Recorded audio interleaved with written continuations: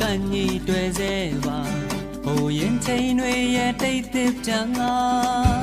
ခြေတန်းစုံတရားရဲ့မကြမိပါလားအိမ်မဲဟောင်းလေးကနိုးခွင့်ပြုပါဒီနေရာမှာအရင်ငါတွေ့နေကြပါ